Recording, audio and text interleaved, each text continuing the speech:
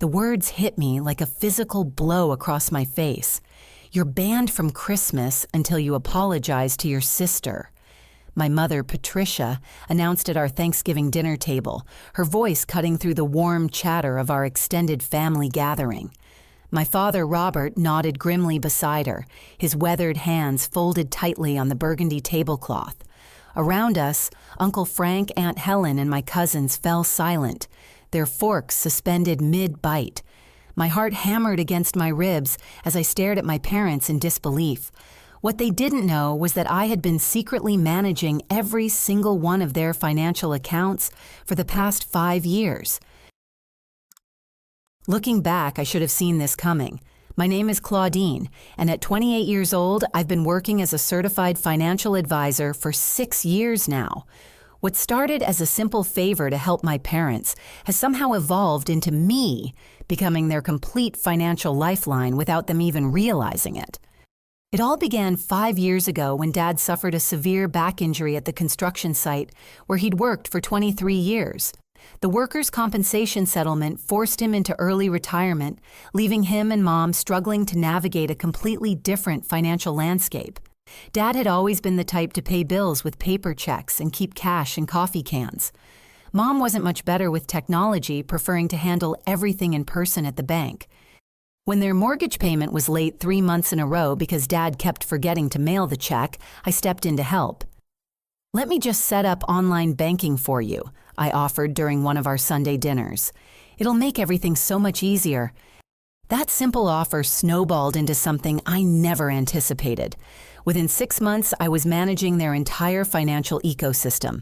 I set up their online banking portal, created automatic payment systems for their utilities, organized their insurance premiums, and even helped them refinance their mortgage to lower their monthly payments by $400. But it didn't stop there. When their cell phone bill was consistently late because they couldn't figure out the automated payment system, I added their account to my family plan and just absorbed the cost. When their cable and internet kept getting disconnected due to missed payments, I quietly set up autopay from my own checking account. Their car insurance, homeowners insurance, even their subscription to the local newspaper, I gradually took over managing all of it. The most significant responsibility came when Dad's retirement fund needed quarterly transfers to their checking account to cover living expenses. The process confused them both terribly, involving multiple phone calls, paperwork, and deadlines they consistently missed. After watching them stress about it for months, I became the authorized contact on their retirement account and started handling the transfers myself. What my parents never realized was that their disability pension and Social Security payments weren't quite covering their monthly expenses. Rather than burden them with that knowledge, I started quietly supplementing their income. $100 here for groceries when their account ran low, $200 there when an unexpected car repair came up. Before I knew it, I was contributing nearly $1,200 every month to keep their household running smoothly. My younger sister Madison, on the other hand, contributed absolutely nothing to the family, while constantly taking from it. At 25, she'd never held a steady job for more than 6 months, preferring to bounce between retail positions and elaborate schemes that never panned out. She lived in a cute apartment downtown that our parents helped subsidize, drove a car they'd co-signed for, and somehow always had money for designer clothes and weekend trips. Madison had perfected the art of playing the victim whenever anyone questioned her lifestyle choices. She'd developed an arsenal of excuses about how the job market was impossible, how she was dealing with anxiety, how she just needed a little more time to figure things out. Mom and Dad ate it up every single time, writing check after check to bail her out of whatever financial crisis she'd created. Meanwhile, I was working 60-hour weeks building my financial planning practice while secretly keeping our family's entire financial world from collapsing. And somehow, Madison had convinced our parents that I was the problem. Over the past year, she'd been planting seeds of doubt about my involvement in their finances. "Don't you think it's weird that Claudine controls all your accounts?" she'd ask during her weekly visits. "I mean, how do you really know what she's doing with your money?" She'd phrase it as concern for their security, but I could see the manipulation tactics she was using. Last month, things escalated when Madison announced she was engaged to someone named Trevor.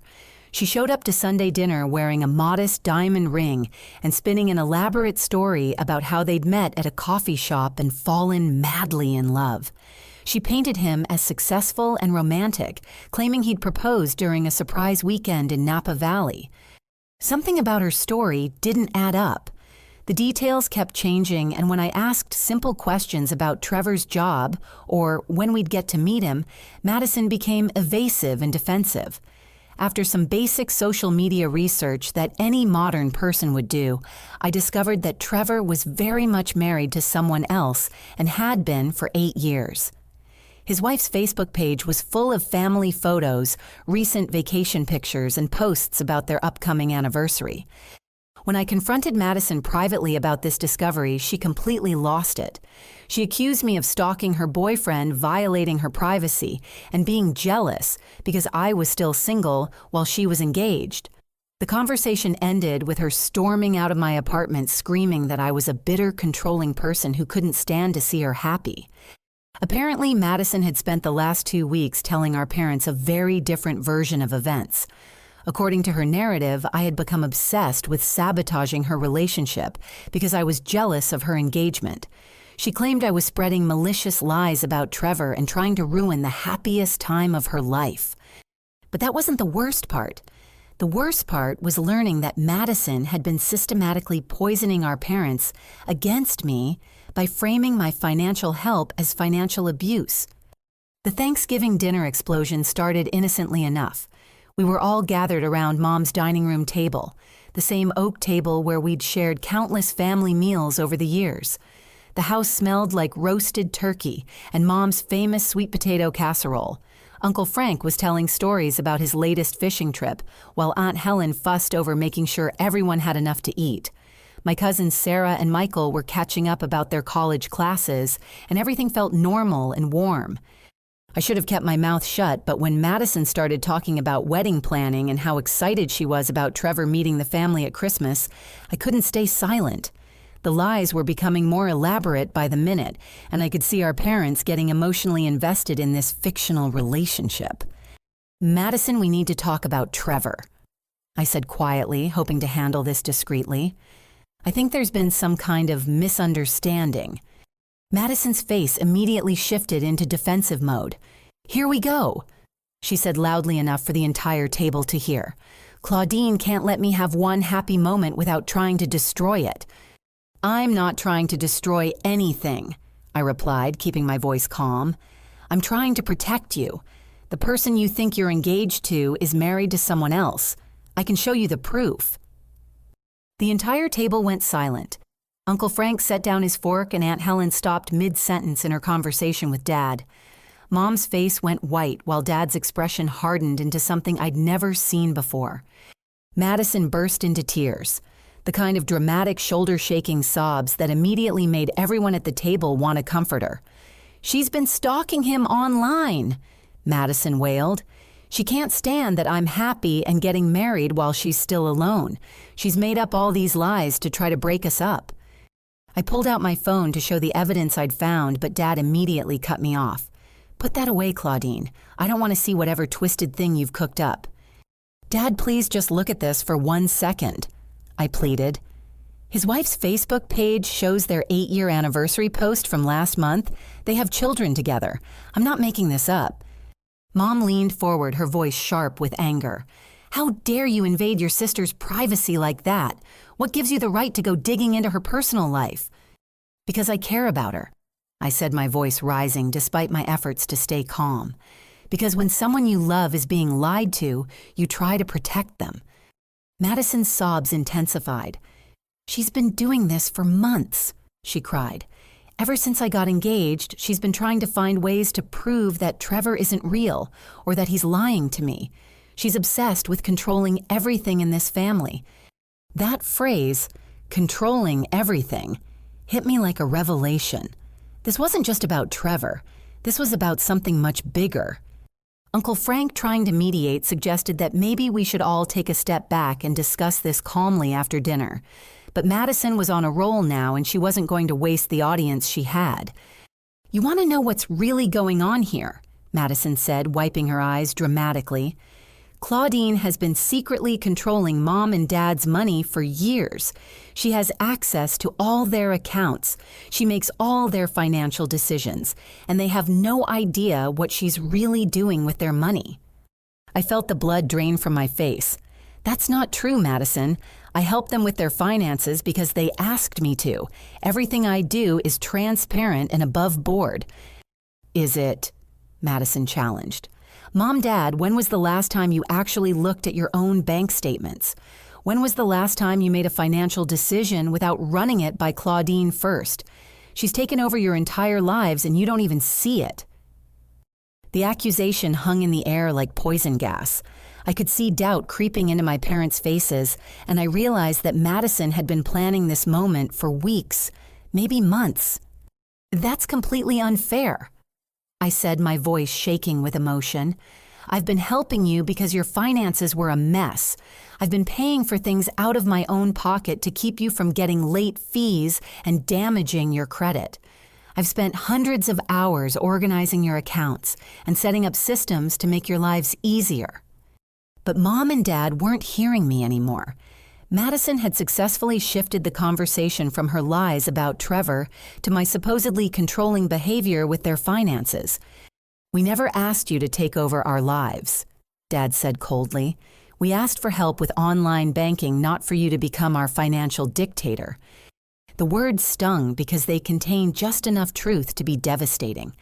I had taken on more responsibility than they'd originally asked for, but it had happened gradually out of necessity and love.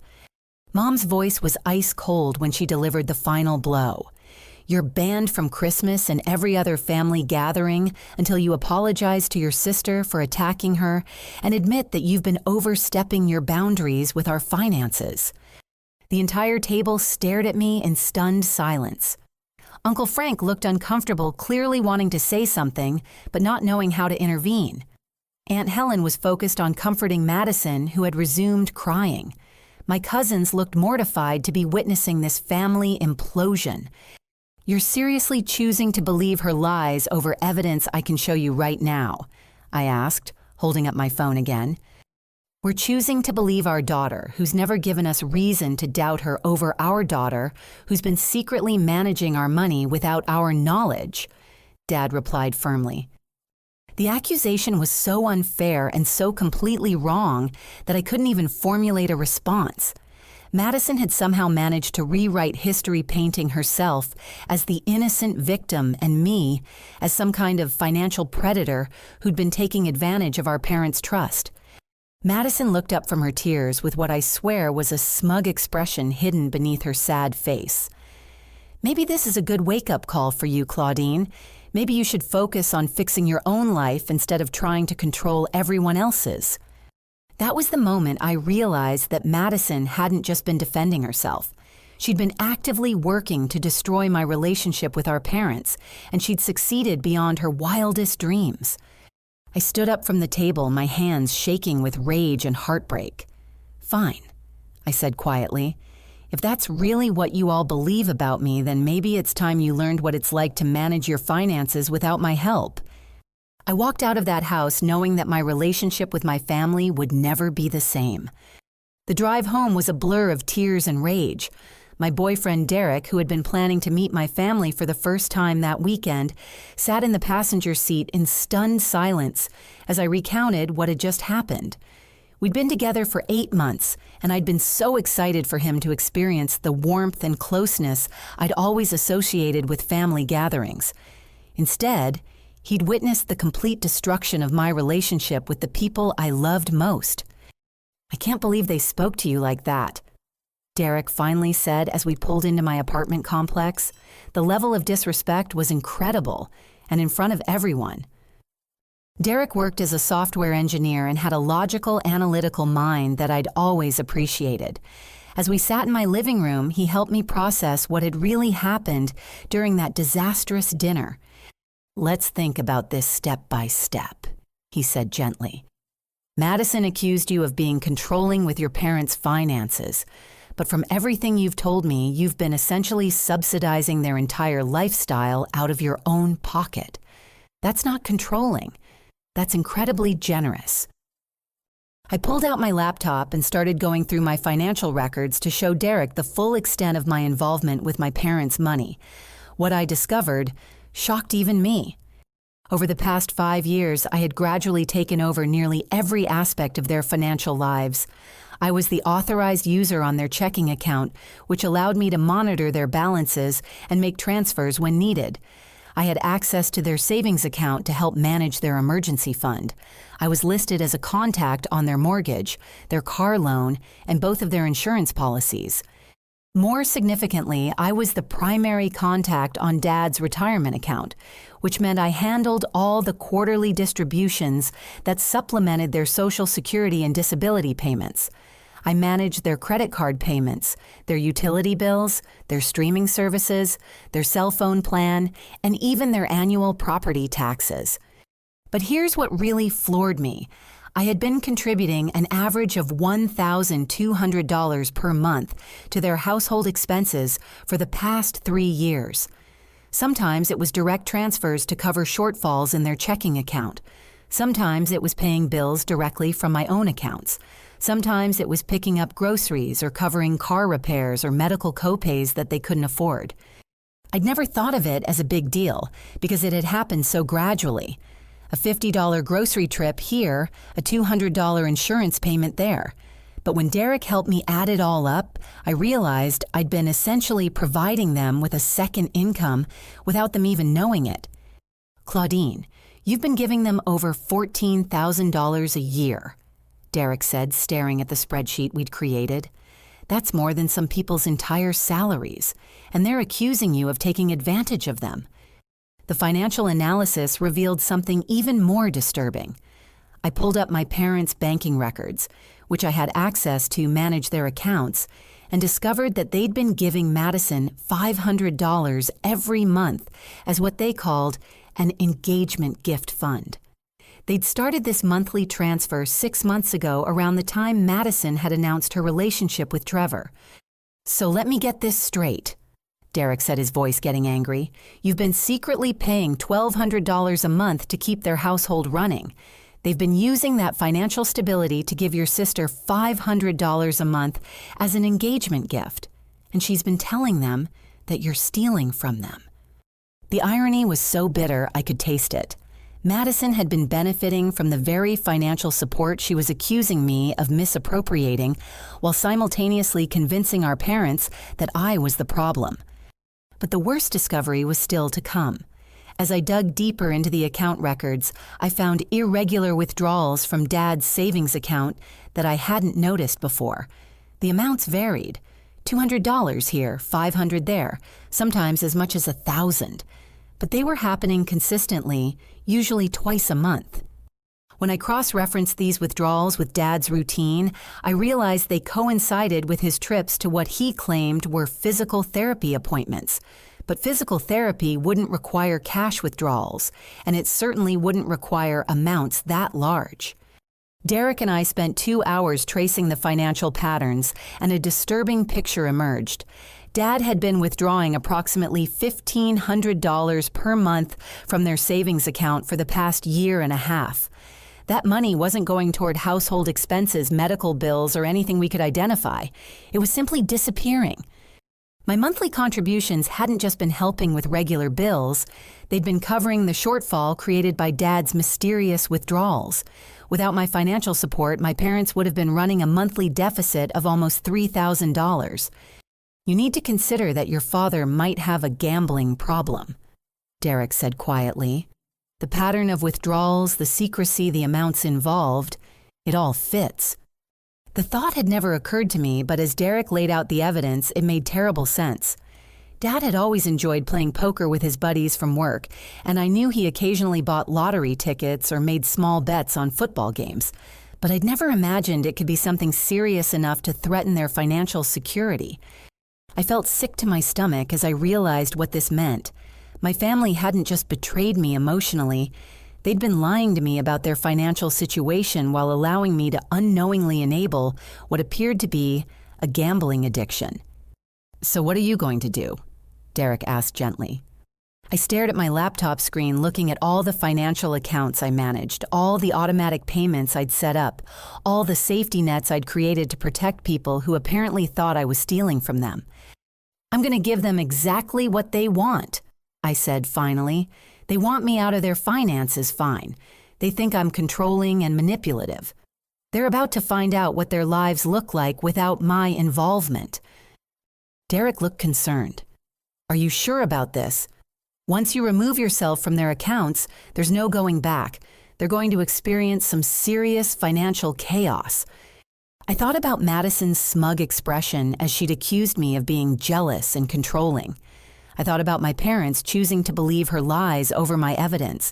I thought about the $500 a month they'd been giving her while I'd been secretly paying their bills. "Maybe some financial chaos is exactly what they need," I said. "Maybe it's time they learned the real value of what I've been doing for them." That night I made the decision that would change everything.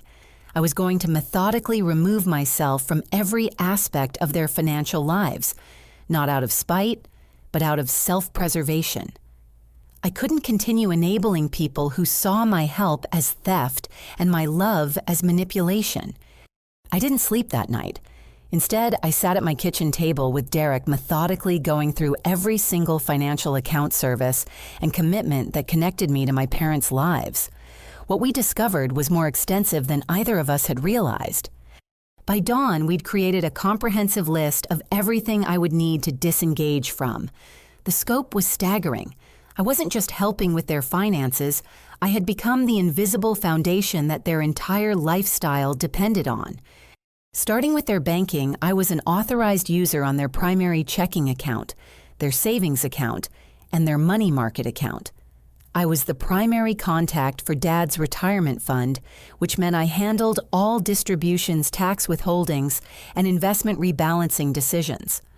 I was also the emergency contact for Mom's small IRA from her years working part-time at the library.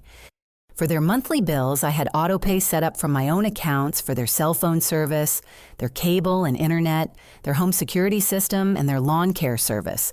I was paying their annual homeowner's insurance premium directly because they'd forgotten to renew it 2 years ago and nearly lost coverage. I was managing their car insurance payments and their health insurance supplemental premiums. I'd also been covering their quarterly property taxes for the past 3 years because they kept missing the deadlines and incurring penalties. Their credit card payments were set up to auto-pay from my account to prevent late fees and protect their credit scores. Beyond the regular bills, I'd been making irregular contributions to cover shortfalls, grocery money when their account ran low, gas money when unexpected expenses came up, medical copays that exceeded their budget. These weren't scheduled payments, but rather a constant stream of small financial rescues that I'd provided without thinking twice. Most significantly, I'd been supplementing their retirement distributions for over 2 years. Their official monthly income from Social Security and Dad's pension wasn't enough to cover their expenses, so I'd been quietly transferring additional money to their checking account to make up the difference. "This is going to be devastating for them," Derek said as we reviewed the list. "If you remove all of this support at once, they're going to face immediate financial crisis." "That's not my problem anymore," I replied, surprising myself with how calm I felt. "They've made it very clear that they don't want my help and they don't trust my motives. I'm simply going to respect their wishes." I started with the easiest changes. I logged into my online banking and canceled all the automatic payments I'd been making on their behalf. Their cell phone service, cable bill, insurance premiums, and lawn care, all of it would stop getting paid from my accounts, effective immediately. Next, I removed myself as an authorized user from their bank accounts. This was more complicated because it required calling each bank and formally requesting removal. I spent 3 hours on hold with various customer service departments, but by the end of the day, I no longer had access to their checking savings or money market accounts. Removing myself from Dad's retirement account was the most significant change. As the primary contact, I'd been responsible for managing distributions, tax planning, and investment decisions. I called the financial services company and formally requested that all contact responsibilities be transferred back to Dad. They warned me that this would mean Dad would need to handle all future transactions himself, including the quarterly distributions that supplemented their monthly income. "Are you sure about this change?" the representative asked. "Your father will need to call personally for any account access or distribution requests." "I'm absolutely certain," I said. "This account should be managed by the account owner, not a third party." I wrote and mailed a certified letter to my parents explaining exactly what I was doing and why. I wanted there to be a clear written record of my decision, so there could be no confusion about my motivations. The letter detailed every financial service I'd been providing, every payment I'd been making, and every responsibility I was now transferring back to them. I included copies of bank statements showing my monthly contributions to their household expenses. I documented the nearly $70,000 I'd contributed to their financial well-being over the past 5 years. I explained that since they believed I'd been overstepping boundaries and controlling their finances, I was respectfully removing myself from all financial responsibilities, effective immediately. I wished them well and expressed hope that they would find managing their finances independently to be more comfortable than having my involvement. The letter concluded with a request that they not contact me unless they were prepared to acknowledge the truth about Madison's lies and offer a genuine apology for the way they'd treated me at Thanksgiving dinner. Derek helped me change my phone number and create a new email address. I blocked all my family members on social media and set my privacy settings to prevent them from finding my new contact information through mutual friends. "This feels really final," Derek said as we dropped the certified letter at the post office. "It is final," I replied. "I spent 5 years trying to help people who ultimately decided I was the problem. I'm not going to keep banging my head against that wall." As we drove home, I felt something I hadn't expected: relief. For the first time in years, I wouldn't spend my evenings monitoring my parents' bank balances, worrying about their upcoming bills, or trying to anticipate their financial needs. I was free from the constant invisible burden of managing other people's lives. But I also knew that the real consequences were just beginning. Without my financial support system, my parents were about to discover how precarious their situation had actually become. And Madison, who'd been benefiting from their monthly engagement gifts, funded by my contributions, was about to learn that her manipulation had destroyed the very source of her financial security. Within a week, everything started to unravel. The first sign that my plan was working came on a Tuesday morning, exactly 8 days after I'd mailed the certified letter. Derek and I were having coffee when my old phone number, the one I'd given him but disconnected for everyone else, showed 37 missed calls from my parents' number. I'd kept the phone active but turned off just to monitor how desperate the situation became. The voicemail messages started calm and confused, then quickly escalated to panic and anger. The first voicemail was from Mom. "Claudine, honey, we're having some issues with our bank accounts. Some payments didn't go through and we're getting notices about overdue bills. Can you call us back and help us figure out what's happening?" By the 5th voicemail, her tone had changed completely. "Claudine, this is urgent. Our mortgage payment bounced and the bank is charging us fees. Our car insurance sent a cancellation notice and your father's prescription wasn't covered. We need you to call us back right now." The messages from Dad were even more revealing. His first call was frustrated but controlled. "Claudine, whatever game you're playing needs to stop. Our accounts are all messed up and we can't access things the way we used to. Call us back and fix this." But by his third message, I could hear real fear in his voice. "Something's wrong with our retirement account. They won't talk to me about distributions or anything else. They keep saying I need to update my contact information, but I don't understand what they're talking about.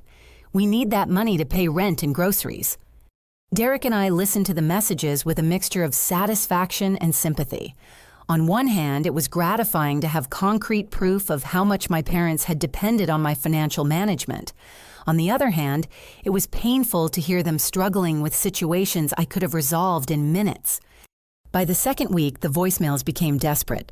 Mom left a message crying, explaining that they'd been turned away from the grocery store because their card was declined. Dad left a rambling voicemail about how their homeowner's insurance had lapsed and their mortgage company was demanding proof of coverage. But the most telling message came from Madison. Her voice was tight with controlled anger as she left what was clearly a calculated attempt at manipulation.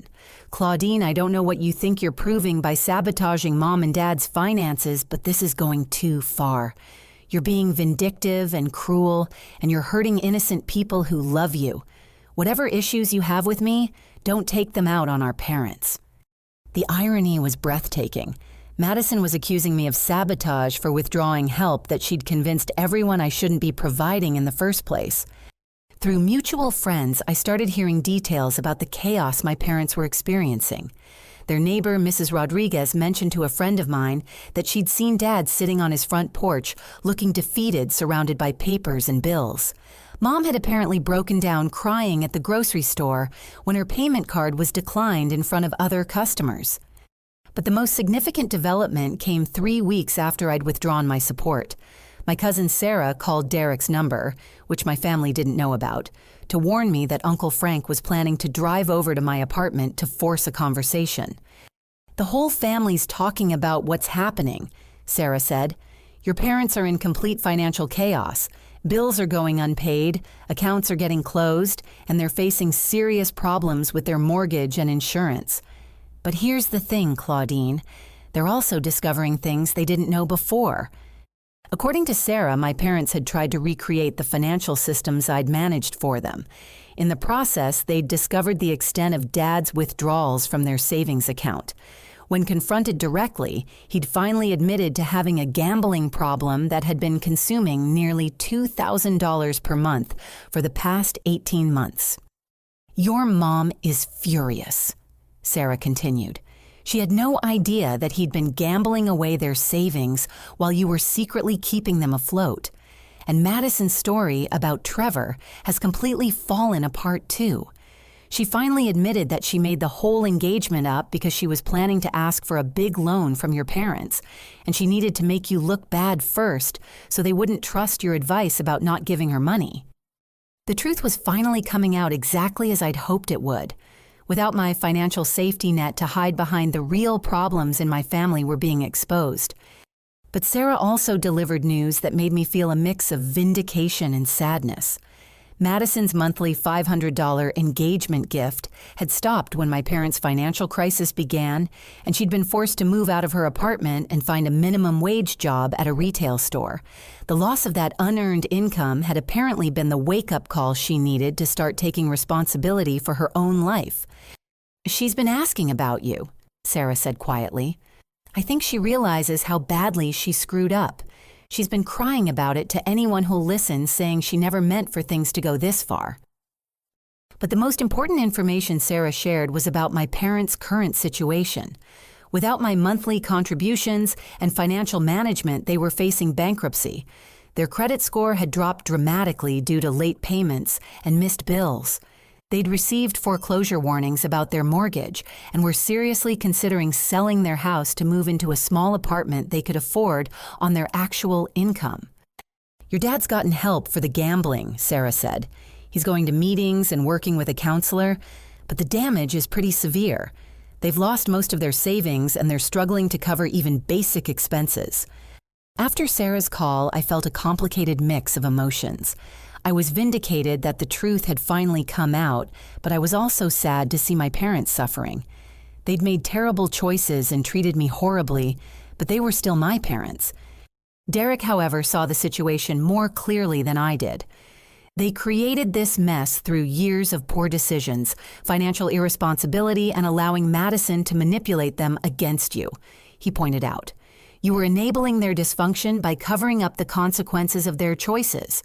What's happening now is reality catching up with them." He was right, of course. My parents were finally experiencing the natural consequences of Dad's gambling addiction and their decision to believe Madison's lies over my evidence. As painful as it was to watch this crisis, was forcing them to confront problems that had been festering for years. The question now was whether they would learn from this experience or continue to blame me for their problems. 6 weeks after Thanksgiving, the phone calls stopped. The The silence was somehow more unsettling than the desperate voicemails had been. I knew from Sarah that my parents were working with a credit counseling service and had started the process of downsizing their lifestyle to match their actual income, but I hadn't heard anything directly from them. That changed on a cold January morning when Derek found Uncle Frank sitting on the steps outside my apartment building. He'd apparently been waiting for over an hour, hoping to catch one of us coming or going. "I need 5 minutes," Uncle Frank said when Derek called me downstairs. "Just 5 minutes to explain what's been happening since you left." Uncle Frank looked tired and older than his 58 years. He'd always been the family mediator, the one who tried to keep peace between competing personalities and conflicting opinions. I could see the strain of the past months had taken a toll on him. We sat in Derek's car in the parking lot while Uncle Frank laid out everything that had happened since my parents received my certified letter. The picture he painted was both heartbreaking and infuriating. "Your parents spent the first 2 weeks thinking you were just being dramatic," he began. "They expected you to cool off and come back to help them sort out what they assumed was some kind of technical glitch with their accounts. They had no idea how completely dependent they'd become on your financial management." The reality had hit them when their mortgage payment bounced for the second month in a row. The bank had started foreclosure proceedings, and my parents finally understood that their financial crisis wasn't temporary or fixable, with a few phone calls. "That's when your mother called me in a panic," Uncle Frank continued. "She begged me to help them figure out their banking and bills. I spent 3 days going through their paperwork trying to understand their financial situation. That's when I discovered how much you'd been contributing to their household." Uncle Frank had done the same analysis that Derek and I had done weeks earlier. He'd calculated my monthly contributions, traced the patterns of support, and realized that I'd been essentially providing them with a second income for years. "I was furious with them," he admitted. "Here they'd been calling you controlling and manipulative when you'd actually been keeping them from financial disaster out of your own pocket. And Madison had known about your contributions the whole time." The revelation about Dad's gambling had come out during Uncle Frank's financial review. When he'd questioned the irregular withdrawals from their savings account, Dad had finally broken down and confessed to the gambling problem that had been consuming their financial security for over a year. "Your father was ashamed and terrified," Uncle Frank explained. "He'd been using your monthly contributions to cover his gambling losses, while telling himself he'd eventually pay it all back. He never intended for it to get so out of control, but once he started, he couldn't stop." Mom's reaction to learning about the gambling had been explosive. She'd felt betrayed not just by Dad's addiction, but by the realization that she'd been unknowingly participating in enabling it while attacking me for trying to help them. She cried for 3 days straight when she understood what had really been happening, Uncle Frank said. She realized that everything Madison had told them about you was designed to hide the truth about your father's gambling and Madison's own financial problems. The truth about Madison's manipulations had emerged gradually. First, her story about Trevor had completely fallen apart when she couldn't produce any evidence of their relationship. Then, faced with the loss of her monthly allowance from our parents, she'd been forced to admit that she'd made up the entire engagement as part of a plan to ask for a large loan. "Madison confessed everything to your mother last week," Uncle Frank revealed. "She admitted that she'd been jealous of your success and stability, and she'd been planning to ask your parents for $20,000 to pay off credit card debt she'd been hiding. She knew they'd ask for your advice about such a large loan, so she spent months poisoning them against you first." The scope of Madison's manipulation was breathtaking. She'd systematically undermined my relationship with our parents, convinced them that my financial help was actually financial abuse, and positioned herself as the trustworthy daughter who deserved their support. She started the lies about you stealing their money because she needed them to distrust you before she asked for money, Uncle Frank continued. The Trevor story was supposed to make them sympathetic to her financial needs. She had it all planned out. But Madison's scheme had backfired spectacularly. Instead of getting $20,000, she destroyed the financial stability that my contributions had provided, eliminated her own monthly allowance, and exposed the gambling problem that was draining their savings. "Your sister is working at Target now," Uncle Frank said with a slight smile. 32 hours a week for minimum wage, living with 2 roommates in a studio apartment. She calls your mother crying every few days, saying this is all her fault and she doesn't know how to fix it. The conversation turned to my parents' current situation. With Dad in gambling addiction counseling and Mom learning to manage their finances independently, they were slowly stabilizing their lives. They'd sold their house and moved into a 2-bedroom apartment that they could afford on their actual income. Dad had found part-time work at a hardware store, and Mom was considering going back to work at the library. "It's been hard for them," Uncle Frank admitted. "They went from a comfortable suburban lifestyle to counting every dollar and clipping coupons. But your father says it's the first time in 2 years that he's felt honest about money, and your mother has learned to manage their accounts herself." But the most important change, according to Uncle Frank, was their understanding of how badly they'd treated me. Both of my parents had written letters of apology that Uncle Frank had brought with him. "They're not asking for your financial help," he clarified. "They know that ship has sailed. They're asking for a chance to rebuild a relationship with you if you're willing to consider it." I took the letters but didn't open them immediately. After everything that had happened, I needed time to process whether I was ready to consider forgiveness. "There's something else," Uncle Frank said as we prepared to wrap up our conversation. "Madison wants to write to you too, but she's afraid you won't read anything from her. She asked me to tell you that she's prepared to publicly admit to the family that she lied about everything, and she'll do whatever it takes to try to earn your forgiveness." As Uncle Frank drove away, I sat in the car with Derek holding 2 sealed letters from my parents. The relief I'd felt at finally being free from their financial drama was now mixed with a cautious hope that maybe, just maybe, we could find a way forward. 3 months later, I made the decision to read my parents' letters.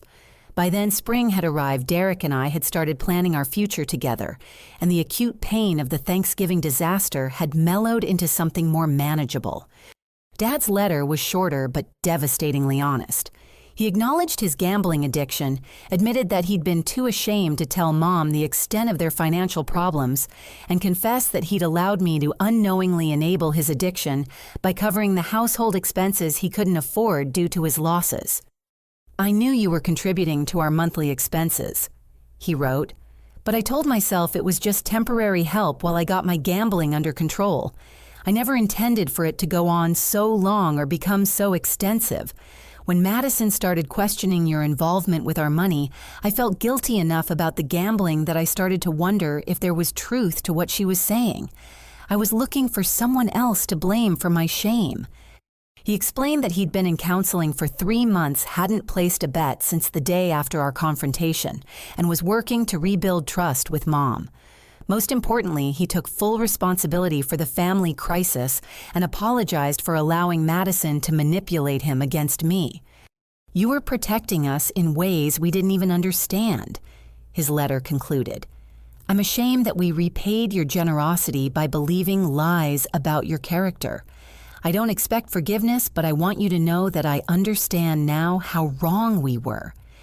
Mom's letter was longer and more emotional.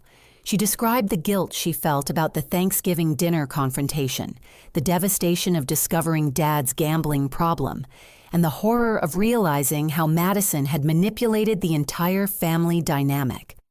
"I failed you as a mother," she wrote. "I chose to believe the easier story instead of looking at the evidence you tried to show us. I was so focused on protecting Madison, who I thought was fragile, that I ignored the strength and generosity you'd been showing us for years.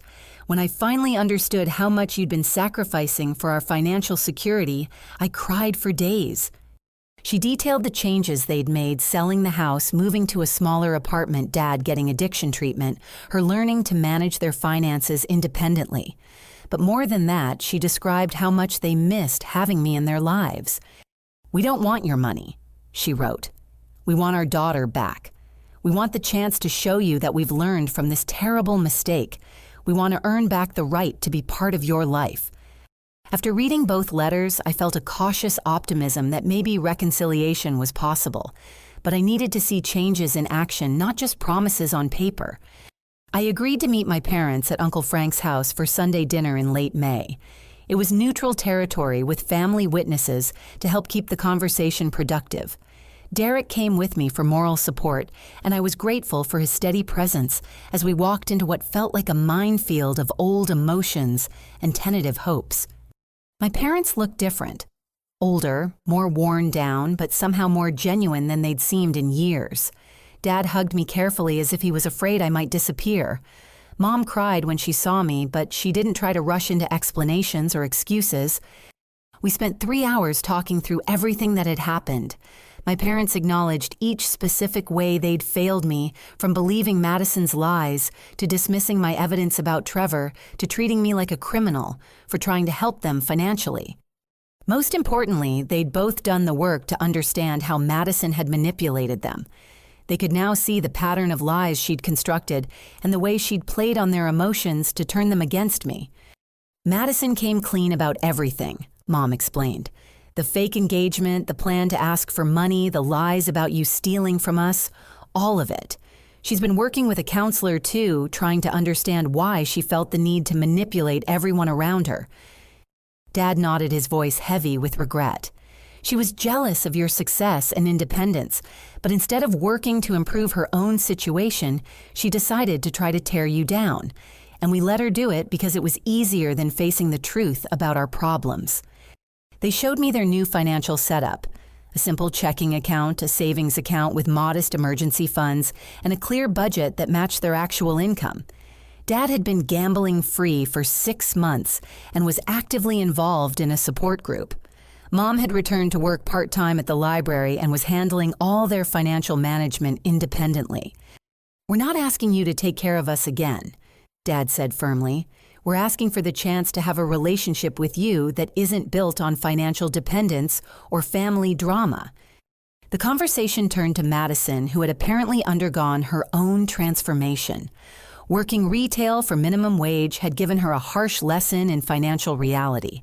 She'd been forced to develop actual life skills, learn to budget her money, and take responsibility for her choices. "She wants to apologize to you in person," Mom said carefully, "but she's afraid you're not ready to see her yet. She understands if you never want to speak to her again." I thought about Madison and realized that my anger toward her had faded into something closer to pity. She destroyed our family relationships and torpedoed her own financial security, all because she couldn't handle her jealousy in a healthy way. "I'm not ready to see her yet," I admitted, "but maybe someday, if she continues working on herself and proves that the changes are real." We agreed to start slowly. Monthly dinners at Uncle Frank's house, occasional phone calls, and holiday celebrations with the extended family. I made it clear that I would never again manage their finances or provide financial support, and they assured me they didn't want me to. "We want to prove that we can build a healthy relationship with you that's based on love and respect, not financial dependence," Mom said. By Christmas, we'd established a new family dynamic that felt more genuine than what we'd had before. My parents had completed their first year of independent financial management successfully. Dad had celebrated his 1-year anniversary of being gambling free. Mom had received a promotion at the library and was genuinely proud of their modest but stable lifestyle.